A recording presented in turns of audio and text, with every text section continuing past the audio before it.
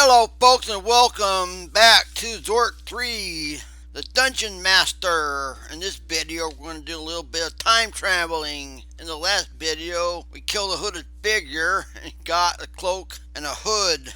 And now we're going to go to the beam room. We're going northeast. Land of Shadow. You are in a shadowy land of low rolling hills stretching out to the west and south. The land is bordered to the north by a massive stone wall. Ancient and weathered, the wall has crumbled enough at one point to permit passage. Probably due to that earthquake we just witnessed east. Land of Shadow. You are at the eastern end of a dark, featureless landscape of shallow hills. Paths to the east and southeast re-enter the rock. Go east again. I'm going to go north. East. Northeast. We already opened the door. I can't remember. We already opened it when we helped the man out in the cliff. North.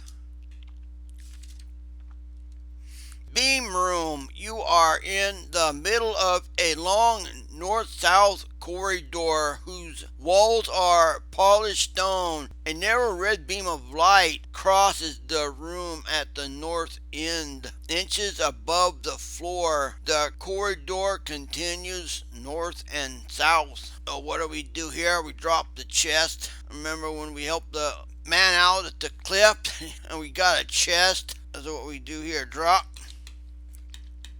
chest.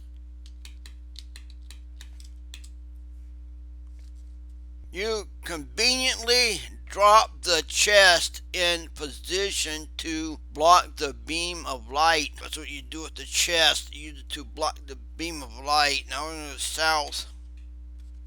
South again. Southwest. West. South. East. As you're wondering where we're going to the Technology Museum. Tight squeeze. This is a very low and narrow passage leading east to west. We're going east.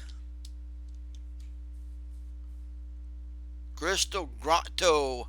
This is a chamber of breathtaking beauty. Mighty stalagmites from structured shapes of rock encrusted with crystalline formations. Phosphorescent mosses fed by a trickle of water from some unseen source above make the crystals glow and sparkle with every color of the rainbow. There is an opening to the west and a man-made passage heads south. We're going south through the man-made passage.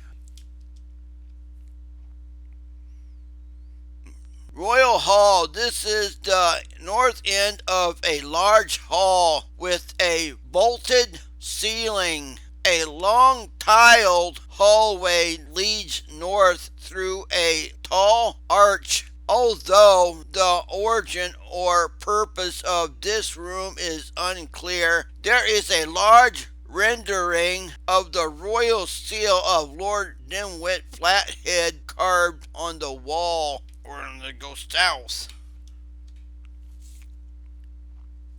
Great Door. This is the south end of a monumental hall full of dust and debris from a recent earthquake. To the east is a great iron door rutted shut. To its right, however, is a gaping cleft in the rock and behind a cleared area. And you open a door? I don't think so. Open. door. Nope, the iron door is rusted shut and cannot be opened, but we can still go east. Museum entrance. This is the entrance to the Royal Museum, the finest and greatest in the great underground empire. To the south, down a few steps, is the entrance to the Royal Puzzle, and to the east, through a stone door, is the Royal Jewel Collection. A wooden door to the north is open and leads to the Museum of Technology. To the west is a great iron door, rusted shut. To its left, however, is a cleft in the rock, providing a western route away from the museum. We're gonna go north.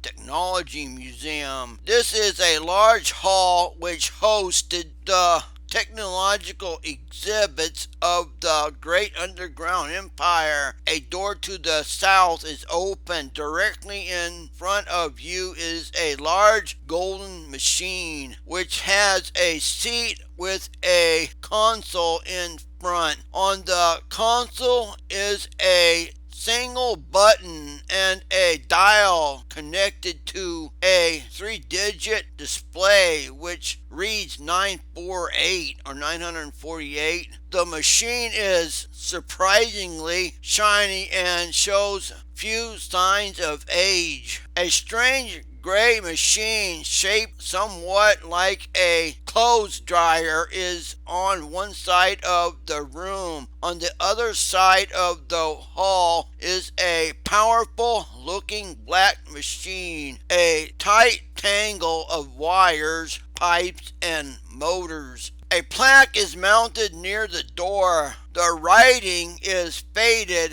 however, and cannot be made out clearly. The two machines seem to be in bad shape, rusting in many parts.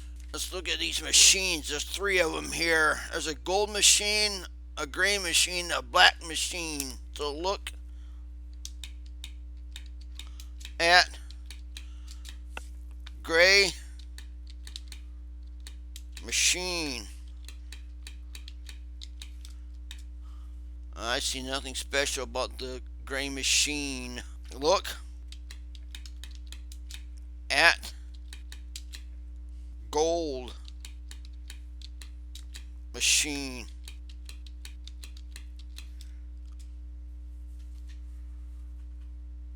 The machine consists of a seat and a console containing one small button and a dial connected to a display which reads 948. Look at black machine.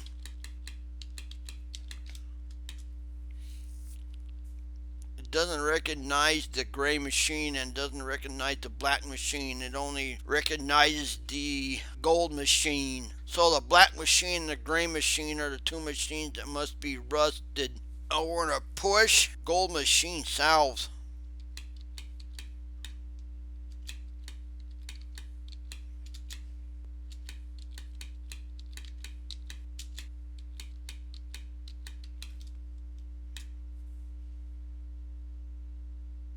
With some effort, you push the machine into the room with you.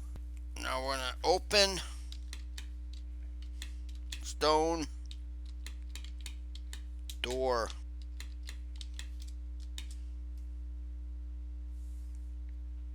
And the door is now open. Now we're going to push gold machine east.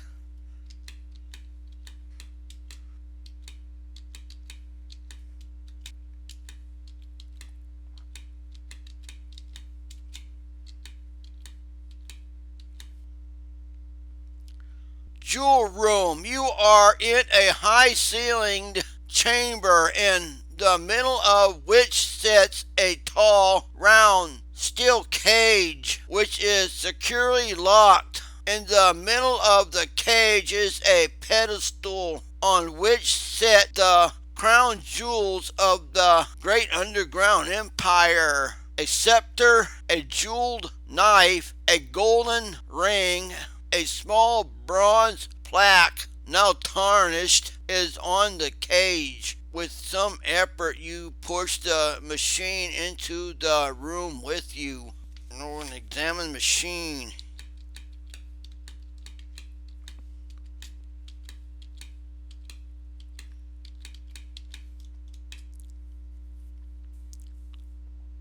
The machine consists of a seat and a console containing one small button and a dial connected to a display which reads 948. 948 is the year we're supposed to remember. That's what it's set to the year 948. Read plaque.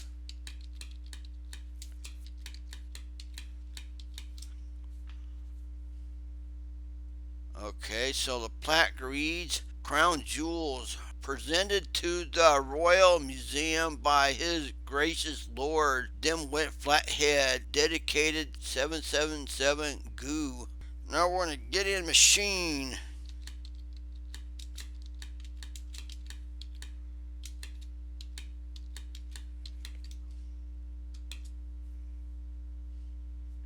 We're now in the gold machine. Now we're going to set the dial to 776.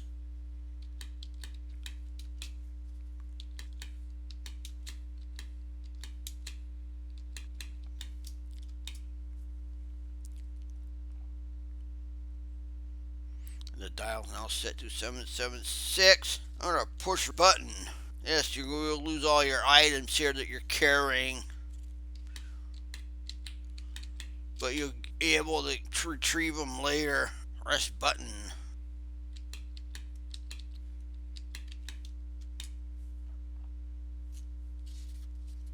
You experience a brief period of disorientation. When your vision returns, your surroundings appear to have changed. From outside the door, you hear the sound of guards talking. You notice that everything you were holding is gone. You notice that the golden machine has disappeared. I'm going to wait till the guards leave.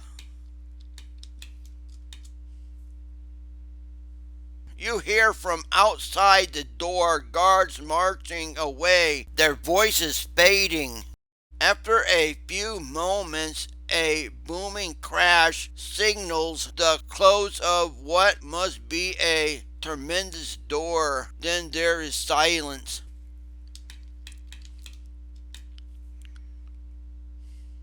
Oh, get ring.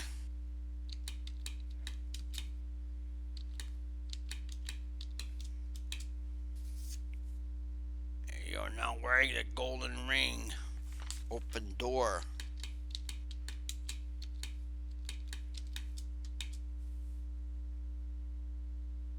West.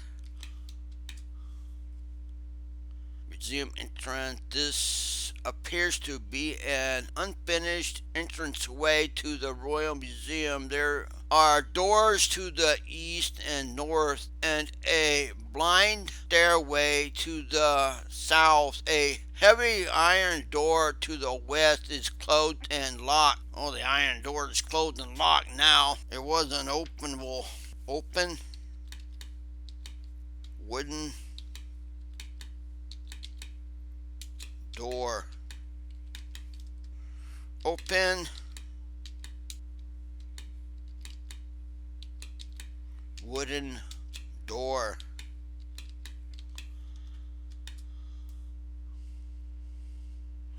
The one door is now open. One north. I already read it. Wait, no, I didn't. This is something different. Technology Museum. You are in a large, unfurnished room, probably intended to be a part of the Royal Museum.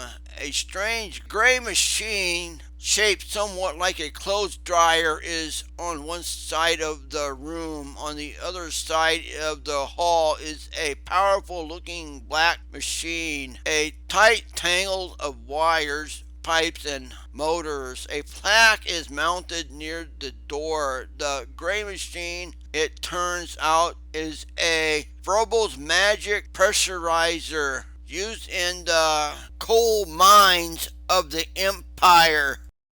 The black machine is a Frobel's magic room spinner. The golden machine is referred to as a temporizer. All are non-working models donated by Robosco President John D. Flathead. Oh, now we know what the black machine and the gray machine are for. The gray machine is a Frobel's magic pressurizer. The black machine is the Frobel's magic room spinner. I guess we used the gray machine in Zork 1 to make a diamond, and the black machine was the machine that was spinning the carousel around in Zork 2. I guess that's a good way to describe it.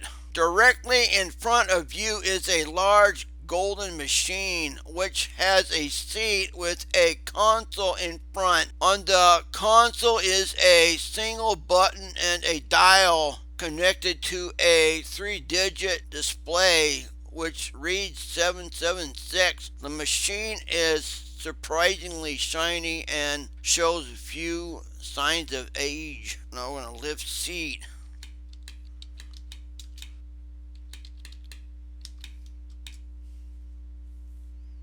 You notice a small hollow area under the seat. What we're going to do next is hide the ring under the seat. Hide ring under seat. The ring is concealed underneath the seat. Now we're going to get in machine.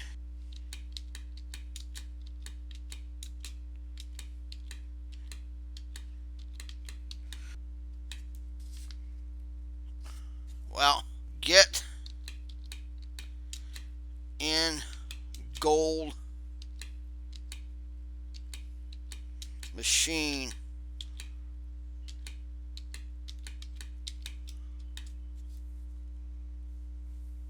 Now we're going to set the dial to 948.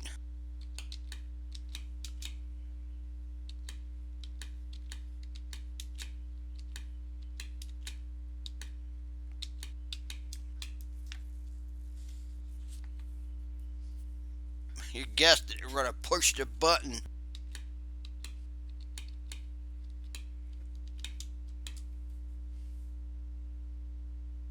You experience a brief period of disorientation. When your vision returns, your surroundings appear somewhat altered. Get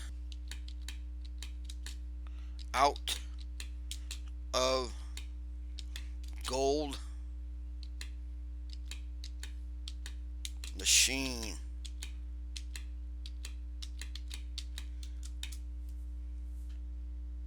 Well, did the ring come with it or not? We're going to lift the seat and find out.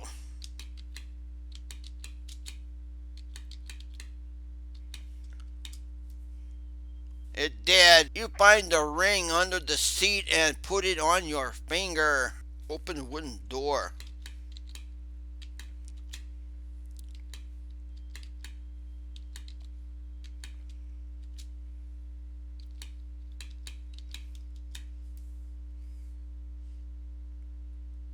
Wooden doors now open, and we're gonna go south.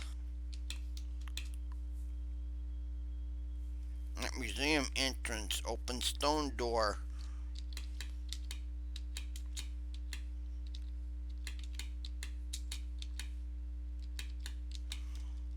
Didn't we already do that once before? Yes, we did, but we traveled through time and came back, and we gotta do it again, east.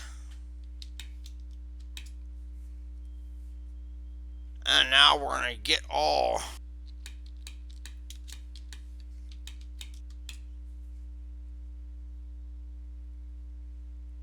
And folks, this is where I'm going to end the game, because in the next video we're going to do the royal puzzle, which technically is a royal pain in the ass, so to speak. I'm not kidding you, the royal puzzle is the hardest part of this game. This is GamerLon saying thanks for watching as Zork 3 rolls on to its conclusion. I'll talk to you later. Bye folks, and take care.